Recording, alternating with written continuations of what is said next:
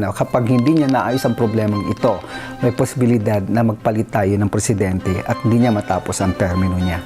Dapat parurusahan niya talaga. Okay. Yun yung nakikita sa card. Actually, may isa pang scandal na lalabas. Abangan niyo pa.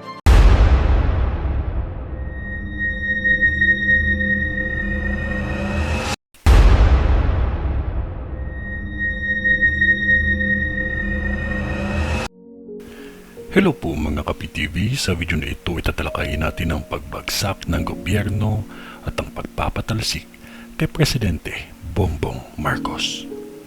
Pero kung ikaw hindi pa nakasubscribe sa aking channel, baka naman.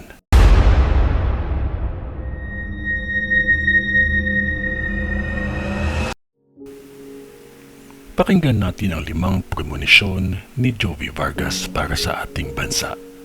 Una, ayon kay Jovi, ay madami sa mga artista na sumali sa rally na naganap ang papasok sa mundo ng politika sa susunod na eleksyon.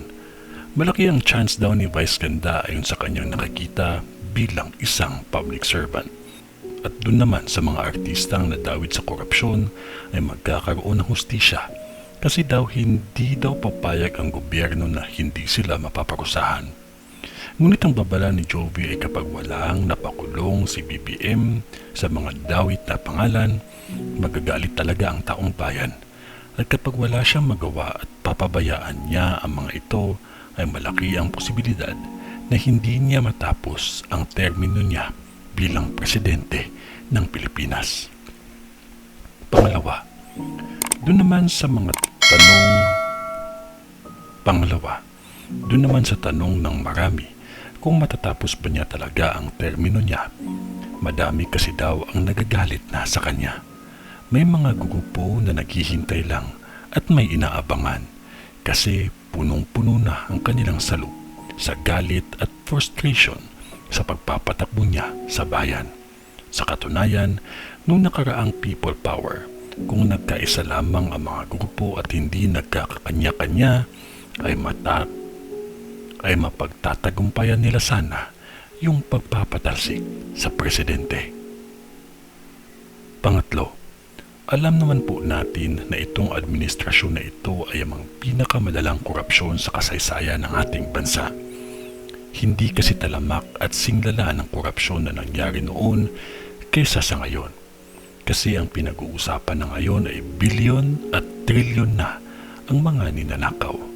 Napakalaki na ng halaga ang mga ninanakaw. Kung sana napagawa na lang ito ng ospital at eskwelahan, pero binubulsa lang daw ng mga magnanakaw na politiko. At kung ang tanong ay may mapaparusahan, wala daw po. Kasi ayon sa baraha at tras abante ang mga magaganap. May pagtakip ng ebidensya, paikot-ikot lang. Kahit lumabas na daw ang ebidensya, nakita na sa video, pero pinapatagal lang. Kaya nagsusumiklab na talaga ang galit ng taong bayan.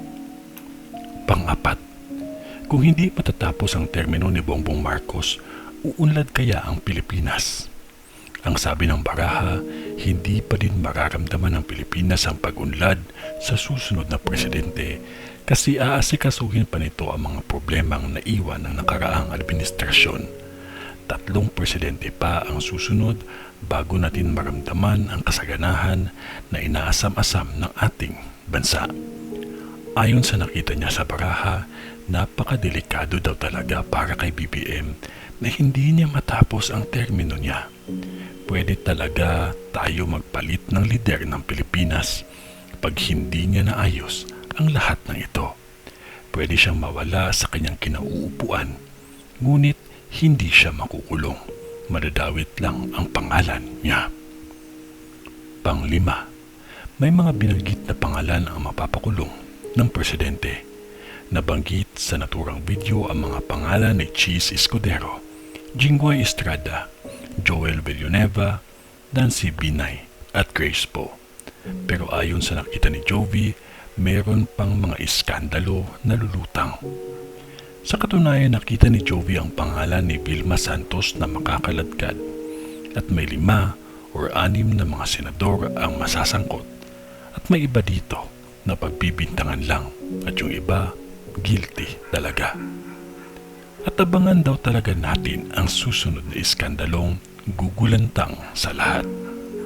At ang susunod na rally na magaganap ay magiging mas maingay.